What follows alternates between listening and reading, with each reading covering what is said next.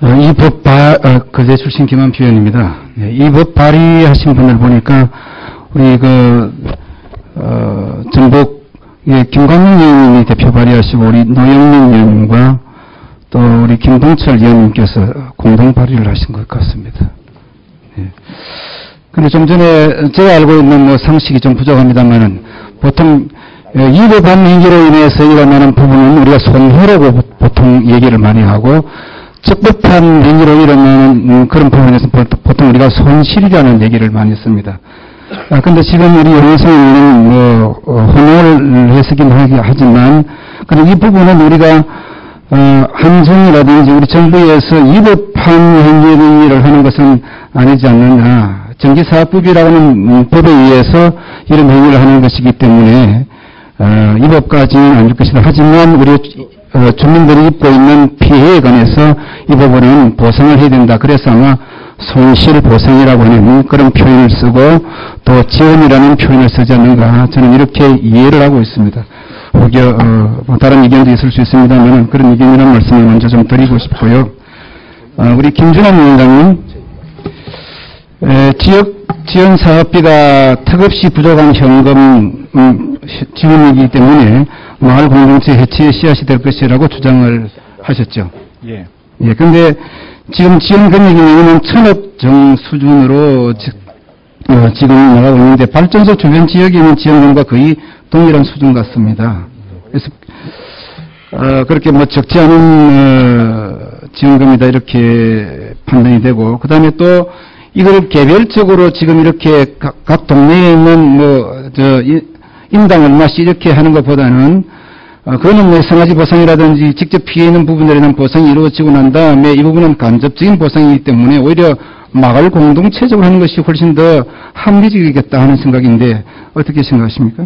예, 직접 보상이 아닌 지원 사업이라는 전제하에서는 마을 단위에 들어가는 거에서 저희들도 나쁘게 생각하지 않습니다. 다만 이게 해당되는 지역에 들어가야 되는데, 많은 경우 제가 아까 우려했던 거는 이제 유경 사업이나 이런 것들은 이제 해당되는 지역이 있을 수도 있지만 이제 여기 법률상에서 네, 제가 그 부분은 이미 말씀드렸기 때문에 제가 이해를 합니다. 그래서 그런 부분은 우리가 말 인당으로 하게 되면 우리가 이정복 의원님께서도 지적하셨지만 받고 또 이사를 가버리면 또 다른 분한테 또 배상해야 되는 그런 부분이 생기기 때문에 그런 문제가 나올 수 있다는 말씀을 좀 드리고 싶고요. 그 다음에 저는 결국 이런 부분은 우리가 보상하지 않는 것보다는 이 지원이든지 아니면 보상이든 어떤 형태든지 오히려 그게 더 우리 이 문제를 좀 어렵게 하는 부분 아니겠느냐. 차라리 이런 거로 있으면 법에 근거해서 지원이든지 보상이든지 할 수 있지 않겠느냐 생각하기 때문에 지금 우리 민주당 의원님들께서 내신 이 법안 자체는 의미가 있다. 저는 그렇게 보는 것입니다. 어떻게 생각하십니까? 예, 아마 문제가 쉽게 풀릴 수 있을 거라고 제가 생각을 하지 않는데, 제가 이제 동의하고 안 하고의 문제가 있는데, 이야기를 해봐야 되겠는데, 저희들의 밀항 문제가 이제 풀려나가기 위해서는 아까 송기춘 교수님께서 얘기를 해주신데, 첫 단추부터 너무 많이 서로의 신뢰감이 상실돼 버려서 공청회는 모든 과정들 속에서 한전을 신뢰하기가 힘들어졌기 때문에 이게 보상의 문제만으로 이것이 해결될까 하는 생각이 들지만, 아까 저하고 제 의견은 똑같이 한전이 내기에 의해서 어떤 감시 체계가 허술한 상황에서 자의적으로 어떤 지원 사업을 시행하는 것에 대해서는 법적인 저희들 규제가 필요하다는 것에 대해서는 동의합니다. 예, 위원장님께서 좀 말씀해 주시는데, 그래서 마을의 법률 제정의 기본적인 취지는 공감하지만 근본적 보상이 아닌 근본적 문제 해결은 도움이 되지 않는다. 근본적 문제를 해놓고 가로 안에 마을 간 분열이라든지 공동체 해체, 이 부분을 근본적인 문제라고 말씀하셨는데, 그렇다면 도대체 어떻게 하시는 게 좋겠느냐. 현행 예산과 여러 가지 환경 내에서 이런 아주 우리가 근본적인 문제 또 돌아갈 수 있습니다. 그래서 이 부분 자체는 결국 현재 밀양 문제라든지 이런 부분을 우리가 해결하기 위해서 이런 법 자체를 만드는 것으로 저는 알고 있는데, 그러면 이 법 자체가 필요 없다고 하면 이 문제 자체를 어떻게 풀자는 것인지 저는 정말로 답답할 수밖에 없는 상황인데 아무튼 그 점에 대해서 한번 지적을 해드리고 싶고요. 또 예, 조금 더 해도 괜찮습니까? 예. 1분 드립니다. 1분, 네. 예. 감사합니다. 우리 오영식 위원장님. 네. 그 다음에, 우리 송기춘 교수님께서 말씀을 하시는데, 한정과 주민 사이에 발생하는 갈등과 충돌은 지역 주민의 의견 수렴 절차의 형식화에 기인하고 한전의 업무 추진 방식 등 문제로 지적된다고 주장하셨습니다. 사실은 한전이 매끄럽게 좀 처리했다고 하면 여기까지 안 왔을 것입니다. 인정합니다. 그런데 지금 우리가 가지고 있는 이 제도상 내용 중에 보면은 법률상 주민의견 청취 제도가 있습니다. 환경영향평가법 제13조 및 재난개발촉진법 제5조의 2에 의해서 주민의견 수렴 절차를 거치도록 되어 있고, 그 다음에 재난개발촉진법도 5조에 또 되어 있습니다. 지자체 의견을 듣게 되어 있고, 그 다음에 더욱 중요한 것은 지역 주민이 직접 입지 선정을 할 수 있는 제도도 되어 있습니다. 입지 선정위원회 구성되어 있고 또 선정 절차도 나와 있습니다. 물론 이것을 잘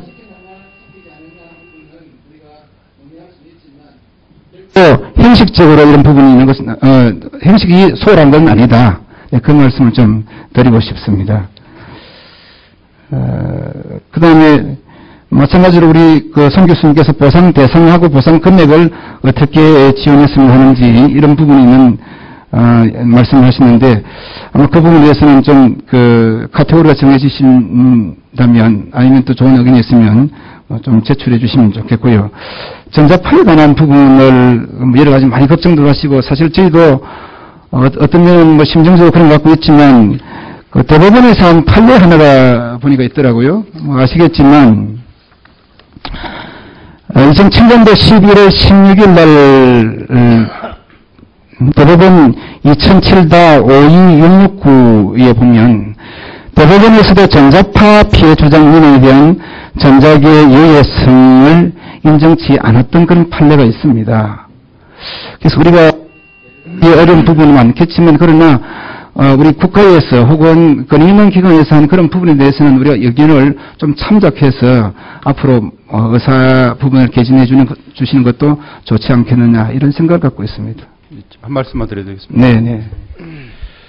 법률에 뭐 상당한 제도가 있는 것은 맞습니다. 근데 그 운영 자체가 굉장히 형식화되어 있다는 것도 잘 아실 거고요. 근데 그 과정에서 제가 느끼는 건 한전이나 이런 사업을 시행하는 이쪽 분들이 주민을 굉장히 때를 많이 쓸 사람, 어떻게든지 알면은 막힌다는 그런 생각을 가지고 접근하시는 것 같습니다. 처음부터. 그래서 이분들의 생각을 할 수 있는 대로 다 드러내고 하면은 사업 진행 제대로 못하고, 청취하는 절차도 가능하면 많이 안 알리는 것 같아요. 마을에 사실은 사람들 다 있으니까 집집마다 다니면서 알려주고, 그거 언제 공청회한다 다 와라. 그렇게 해서 들어서 의견을 수렴하고 그러면 되는데, 마을 주민들이 당장 내일 오는 그때서야 알고 그러면은 그거 공청회 누가 찬성을 하겠습니까? 이런 부분들이 문제고요. 전자파에 관한 문제, 물론 대부분은 아직 조심스럽게 접근하고 있는 거 맞습니다. 사실 피해가 있으면 일단은 그 피해는 입은 사람이 감당하고 다만 타인에게 규칙시킬 수 있을 때 법적으로 규칙시킬 때 그 사람에게 배상이나 보상을 요구할 수 있는 것이 법적 논리이기 때문에 대법원은 신중할 수밖에 없는 건 맞죠. 그러니까 앞으로도 계속 그것의 과학적인 어떤 인과관계를 입증하기 위한 노력은 있어야 되지만은 사실은 지금 주민들이 느끼는 피해라는 것은 사실은 막연한 그 불안감만 아닙니다. 분명히 느끼고 있는 것들이 있고요. 이거에 의해서 사실은 간접적일 수 있지만은 재산상의 피해가 분명히 사람들이 불안해하기 때문에 그 땅 거래가 안 되는 이 자체는 사실은 인과관계를 인정해야 될 부분이다라고 생각합니다. 그래서 대법원의 판례도 있지만은 분명히 이건 전향적으로 입법을 통해서 하면은 대법원도 그에 따를 수밖에 없는 것이고요.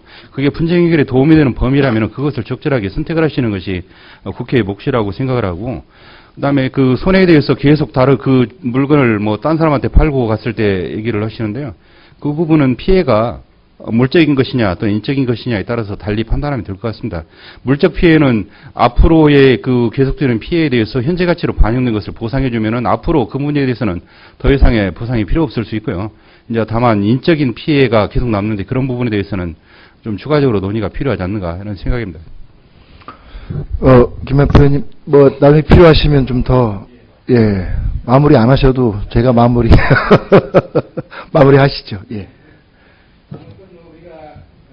만들기까지에는 많은 고뇌가 있었을 것입니다. 하지만 아무튼 이제 그 우리 군산이라든지 아니면 밀양에 있는 송전탑 문제 또 등등 뭐 앞으로도 일어날 수 있는 그런 개연성 참고해가지고 이 법 자체를 만들어서 피해를 좀 줄이고 또 손실된 부분을 보상하자는 그런 취지에서 이 법 자체가 발의된 것 같아요. 그래서 지나간 날 잘잘못 그 부분은 이미 많이 또 따졌었고 또 사과가 들어갔었고 했는데 앞으로 지금부터 우리가 좀 더 잘해서 이런 피해를 줄이자는 것이 아마 근본 취지 같으니까 그 점에 관해서 우리 김준환 위원장님 특히 좀 잘 좀 이해해 주시고요.